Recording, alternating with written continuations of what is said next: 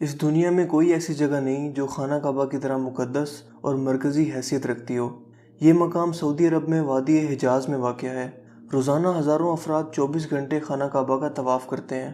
خانہ کعبہ کی مقدس تصاویر لاکھوں گھروں کی زینت ہیں اور کروڑوں مسلمان اس مقام کو اپنا قبلہ تسلیم کرتے ہوئے اس کی جانب رخ کر کے 5 وقت کی نماز ادا کرتے ہیں۔ خانہ کعبہ مکعب یعنی کیوب کی شکل میں تعمیر ہونے کے ساتھ ساتھ تاریخ کے آئینہ میں ایک انتہائی خاص مقام کا حامل بھی ہے۔ یہاں ہم خانہ کعبہ کے متعلق چند ایسے حقائق پیش کریں گے جن سے بہت کم لوگ واقف ہیں۔ نمبر 1، خانہ کعبہ کئی مرتبہ تعمیر ہو چکا ہے۔ دوستو، خانہ کعبہ جس طرح آج ہمیں نظر آتا ہے یہ ویسا نہیں ہے جو حضرت ابراہیم علیہ السلام اور حضرت اسماعیل علیہ السلام کے دور میں تعمیر ہوا تھا۔ وقت کے ساتھ پیش آنے والی قدرتی آفات اور حادثات کی وجہ سے اس کو دوبارہ تعمیر کرنے کی ضرورت پڑتی رہی ہے۔ بے شک ہم سب جانتے ہیں کہ خانہ کعبہ کی دوبارہ تعمیر کا ایک بہت بڑا حصہ نبی کریم صلی اللہ علیہ وآلہ وسلم کی زندگی میں نبوت ملنے سے قبل ممکن ہو چکا تھا۔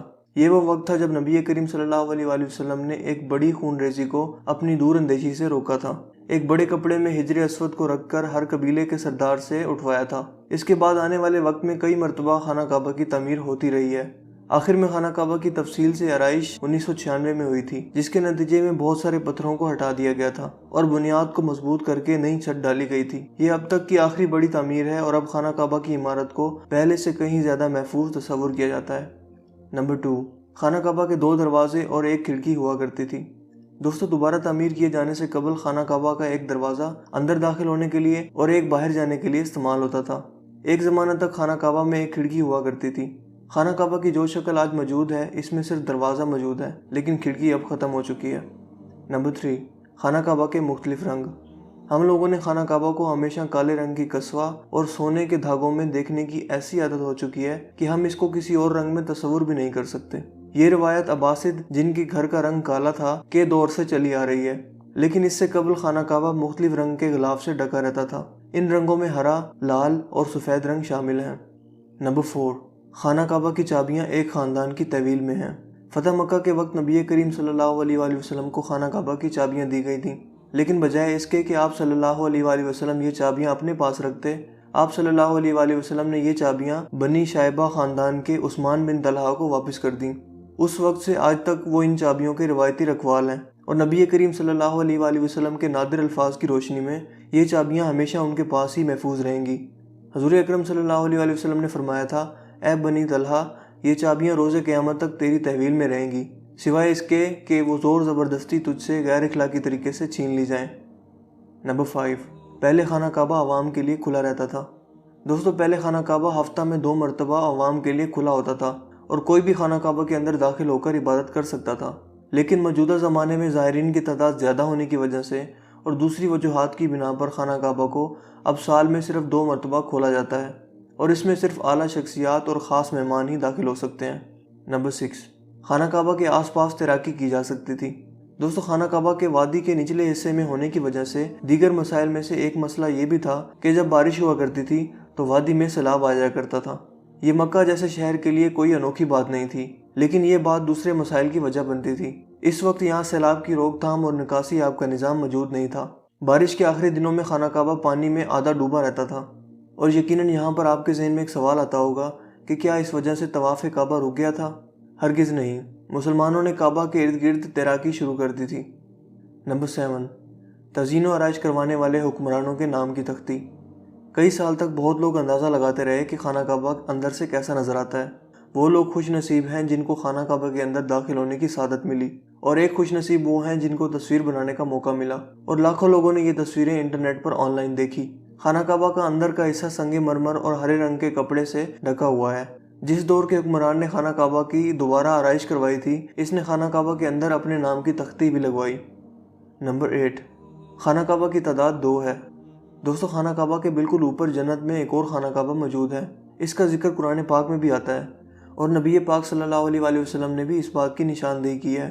اللہ کے نبی صلی اللہ علیہ وآلہ وسلم نے معراج کا واقعہ سناتے ہوئے فرمایا، جب مجھے بیت المعمور دکھایا گیا تو میں نے حضرت جبرائیل علیہ السلام سے پوچھا۔ انہوں نے جواب دیا کہ یہ بیت المعمور ہے، جہاں 70,000 فرشتے روزانہ اللہ کی عبادت کرتے ہیں، اور جب وہ یہاں سے جاتے ہیں تو واپس نہیں آتے، مطلب ہمیشہ نیا دستہ آتا ہے۔ نمبر 9، حجر اسود۔ دوستو کیا آپ نے کبھی اس بات پر غور کیا ہے کہ حجر اسود چاندی کے سانچے میں کیوں گھرا رہتا ہے؟ کچھ لوگوں کا خیال ہے کہ حجر اسود امویاد کی فوج کے ہاتھوں مارے گئے پتھر لگنے کی وجہ سے ٹوٹ گیا تھا جب وہ مکہ پر قابض تھے، جبکہ یہ پتھر عبداللہ بن زبیر کی ملکیت میں تھا۔ کچھ ذرائع کے مطابق حجر اسود بحرین سے تعلق رکھنے والے اسماعیلی گروپ ککماٹینز کے ہاتھوں ٹوٹ گیا تھا۔ ان لوگوں کا یہ خیال تھا کہ حج مبارک ایک توہین پرستی کا عمل ہے۔ اپنی بات کو سچ ثابت کرنے کے لیے ان لوگوں نے 10,000 حجاج کو مار کر ان کی باقیات کو آب زمزم کے کنویں میں پھینک دیا تھا۔ یہ غیر انسانی عمل کافی نہیں ہے۔ یہ شیطان حجر اسود کو عرب کے مشرق میں لے گئے اور پھر عراق کے شہر کوفہ لے گئے، جہاں اس کے عوض تاوان وصول کیا گیا۔ جب ان کو مجبور کیا گیا تھا کہ وہ اس کو خلیفہ عباسط کو واپس کر دیں، جب اسے واپس کیا گیا تھا تو یہ ٹکڑوں میں تھا، اور اس کو یکجان کرنے کا صرف ایک ہی طریقہ سمجھ آیا تھا کہ اس کو چاندی کے سانچے میں رکھا جائے۔ کچھ تاریخ دانوں کے مطابق اس مقدس پتھر کے کچھ حصے آج بھی کہیں گم ہیں۔ نمبر 10، خانہ کعبہ مکعب کی شکل کا نہیں ہے۔ مکعب کی شکل یعنی سکوئر سے مشہور خانہ کعبہ دراصل مستطیل کی شکل کا ہے۔ خانہ کعبہ کبھی بھی مکعب کی شکل کا نہیں تھا۔ اس کی اصل زاویے کے مطابق یہ ایک آدھا گول حصہ ہے جس کو حجر اسماویل کہا جاتا ہے۔ نبی کریم صلی اللہ علیہ وآلہ وسلم کو نبوت ملنے سے پہلے جب خانہ کعبہ کی دوبارہ تعمیر ہوئی تھی، تب قریش نے اس بات کی حامی بھری تھی کہ وہ حلال کمائی سے ہی اس کی تعمیر مکمل کریں گے۔ اس کا مطلب یہ ہے کہ جوئے، لوٹ مار، جسم فروشی اور سود جیسے حرام کاموں سے کمایا ہوا پیسہ استعمال نہیں ہوگا۔ قریش اتنے امیر تجارتی شہر میں ہونے کے باوجود اتنی رقم جمع کرنے میں ناکام ہو چکے تھے جو خانہ کعبہ کی تعمیر اس کے اصل سائز اور رقبہ کے حساب سے کر سکیں۔ انہوں نے خانہ کعبہ کی چھوٹی عمارت تعمیر کی اور اس کی دیواریں مٹی کی اینٹوں سے بنائی، جس کو حجر اسماعیل کہا جاتا ہے، حالانکہ اس کا حضرت اسماعیل سے کوئی تعلق نہیں، جو کہ خانہ کعبہ کے حقیقی قطر کی جانب اشارہ کرتی تھیں۔ اپنی زندگی کے آخری حصہ میں حضرت محمد صلی اللہ علیہ وآلہ وسلم نے خانہ کعبہ کی دوبارہ تعمیر کا ارادہ کیا تھا، مگر یہ عظیم فریضہ انجام دینے سے پہلے ہی آپ صلی اللہ علیہ وآلہ وسلم جہاں فانی سے کوچ کر گئے۔ خلیفہ عبداللہ بن زبیر کے دور حکومت کے چند سال کے مختصر وقفہ میں خانہ کعبہ اپنی اسی شکل میں موجود تھا جس میں نبی پاک صلی اللہ علیہ وآلہ وسلم نے دیکھا تھا۔ دوستوں مجھے امید ہے آج کی یہ ویڈیو آپ کے لیے کافی انٹرسٹنگ ہوئی ہوگی اور آپ کی انفارمیشن میں اضافے کا باعث بنی ہوگی۔ اگر ویڈیو آپ کو اچھا لگا تو اس ویڈیو کو لائک کیجیے اور شیئر کیجیے۔ مزید اس طرح کی ویڈیوز کے لیے آپ ہمارے چینل کو ضرور سبسکرائب کیجیے۔ میں تھا آپ کا دوست حسیب شفقت اور آپ دیکھ رہے تھے ہنسی ٹی وی۔ میں ملوں گا آپ سے ایک نئی انٹرسٹنگ ویڈیو میں، تب تک کے لیے اپنا بہت سا خیال رکھیے گا۔ Thanks for watching. خدا حافظ۔